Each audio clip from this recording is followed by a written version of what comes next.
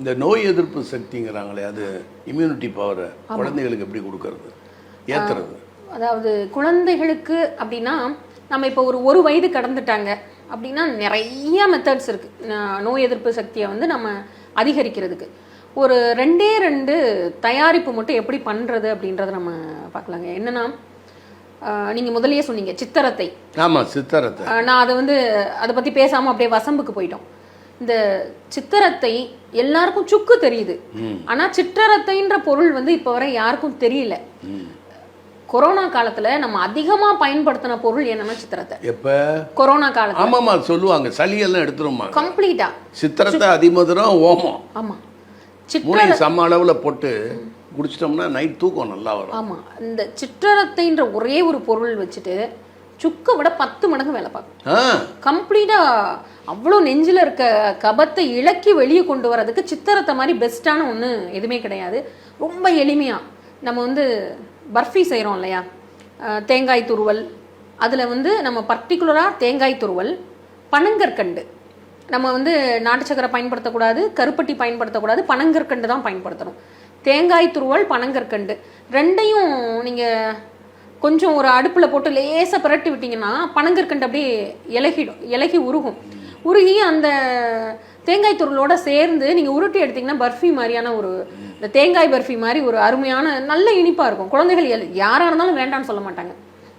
அது கூட நம்ம ஒரு 2-3 சிட்டிகை சிற்றரத்தை பொடி சேர்த்து 2 சொட்டு நெய் சேர்த்து அப்படியே அதை நம்ம இரவு நேரத்தில் நைட்டு குழந்தைங்க சளியில் இருமிட்டு இருக்காங்க, அல்லது நெஞ்சு சளி அதிகமாக இருக்குது, நெஞ்சு முழுக்க சளி இருக்குது, இருமிட்டு இருக்காங்க அப்படின்னா இந்த சித்திரத்தை பொடி ஒரு ஒரு அரை முடி தேங்காய், அதுக்கு சம அளவுக்கு பனங்கற்கண்டு எடுத்துட்டோம்னா 1 ஸ்பூன் அளவுக்கு, ஒரு 5 கிராம் அளவுக்கு சிற்றரத்தை பொடி சேர்த்தா போதும்.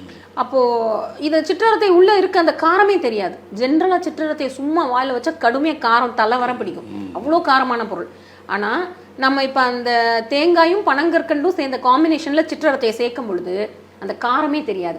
கொஞ்சம் நெய்யும் சேர்த்துட்டு இரவு நேரத்தில் நல்லா சூடாக அதை தயார் பண்ணி இரவு குழந்தைகள் படுக்க போகும்போது இதை அவங்களுக்கு கொடுத்துட்டோம் அப்படின்னா இரவு முழுக்க வரக்கூடிய இருமல் சளி அற்புதமாக கண்ட்ரோல் ஆகும். நம்ம தினம் கூட பயன்படுத்தலாம், ஏன்னா நம்ம இனிப்பான ஒரு பொருள் தான் கொடுக்குறோம். அதனால காலை இரவு 2 வேளை குழந்தைகளுக்கு ஒரு தேங்காய் பர்ஃபி மாதிரி ஒரு ஸ்நாக்ஸ் மாதிரியே இதை நம்ம கொடுத்துடலாம். அதே மாதிரி இன்னொன்று எதிர்ப்பு சக்திக்குனே உள்ள அற்புதமான ஒரு ப்ரிப்பரேஷன் என்ன அப்படின்னா பூண்டு. இப்போ குழந்தைகளுக்கு எல்லாருமே பசும்பால் கொடுக்குற ஹேபிட் இருக்குது. இந்த பூண்டு பால் அப்படின்ற ஒரு தயாரிப்பு இருக்குங்க. இது எப்படி இருக்கும்னா, தயார் பண்ணி முடிச்ச பிறகு பார்த்தா ஒரு ஸ்ரீவில்லிபுத்தூர் இதெல்லாம் தோத்துரும், பால்கோவெல்லாம் அவ்வளோ சுவையாக இருக்கும். அப்போ இதை நம்ம செய்து வச்சுட்டோம்னா 1 வாரம் வரை நம்ம வச்சு பயன்படுத்தலாம்.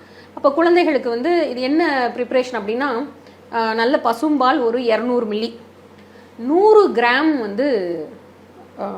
பூண்டு, அதே மாதிரி 100 கிராம் வெல்லம். இது நம்ம என்ன பண்ணணும்னா, பசும்பாலை 200 ml பாலில் இன்னொரு ஒரு 200 ml தண்ணி சேர்த்துடணும். தண்ணி சேர்த்துட்டு இந்த 100 கிராம் பூண்டு அதில் சேர்த்து காய்ச்சின பசும்பாலில், ஏற்கனவே காய்ச்சி ஆறுன பசும்பாலில் இன்னொரு ஒரு 200 ml பசும்பாலில் இன்னொரு ஒரு 200 ml தண்ணி சேர்த்துட்டு 100 கிராம் நல்ல நீங்கள் சொன்ன மாதிரியான நாட்டு பூண்டு, ஒரு பூண்டு, மலை பூண்டு இதெல்லாம் பயன்படுத்தலாம். பூண்டை நல்லா சின்ன சின்னதாக கட் பண்ணி அந்த தண்ணி பாலில், நீராக இருக்கக்கூடிய அந்த பாலில் அடுப்பில் போட்டு மூடி போட்டு வேக வைக்கணும். பால் தண்ணீராக இருக்கிறதுனால பொங்காது. நல்லா அந்த பூண்டு எப்படி வெந்துடும் அப்படின்னா, நல்லா மசிக்கிற மாதிரியான பதத்துக்கு பூண்டு முழுக்க முழுக்க வெந்துடும். அப்போ பூண்டு முழுக்க வெந்த உடனே அதை நம்ம என்ன பண்ணணும்னா, ஒரு கரண்டியை வச்சு அப்படியே பாலோடு சேர்த்து நல்லா மசிச்சு விட்டுறணும். அப்படி இல்லை அப்படின்னா நம்ம அந்த கடையிற மத்தை வச்சு நல்லா மசிச்சு விட்டுறணும்.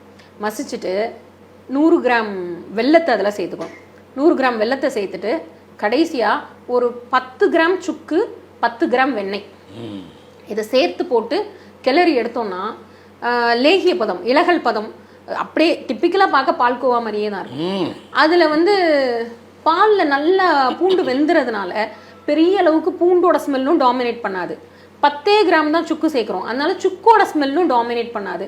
ஒரு அல்வா மாதிரியான பர்டிகுலராக சொன்னீங்கன்னா பால்கோவா பதம் தான். இதை நம்ம குழந்தைகளுக்கு தினம் ஒரு ஸ்பூன் கொடுத்துட்டு வந்தோம் அப்படின்னா இது வந்து 1 வயதுக்கு மேலே ஆயிடுச்சுன்னா சின்ன ஒரு சுண்டைக்காய் அளவு கொடுக்கலாம். இதை வந்து நம்ம 10 வயசு வரை தொடர்ச்சியாகவே கொடுக்கலாம். இந்த பூண்டோட தன்மை பார்த்தீங்கன்னா உடம்புல எக்ஸ்ட்ரா கொலஸ்ட்ரால் சேர விடாது, குடலில் எந்த விதமான வாயுவும் சேர விடாது, உடம்புல வாதத்தோட தன்மை அதிகப்படுத்தாது. இந்த பூண்டோட தன்மை எவ்வளோக்கு எவ்வளோ நம்ம சளியவும் குறைச்சிரும், சளியை கண்ட்ரோல் பண்ணும். பூண்டோட தன்மை எவ்வளோக்கு எவ்வளோ நம்ம ரத்தத்தில் ஏறுதோ அவ்வளோக்கு அவ்வளோ எதிர்ப்பு சக்தி. அவ்வளோ ஈஸிக்குள்ளே காய்ச்சல் கூட வராது. இந்த பூண்டு பால் பயன்படுத்துகிற குழந்தைகளுக்கு அவ்வளோ ஈஸியாக காய்ச்சலோ சளியோ எதுவுமே அக்வேர் ஆகாது. ஏன்னா இம்யூனிட்டி நல்லா ஹெவியாக அவங்களுக்கு அதிகமாயிடும்.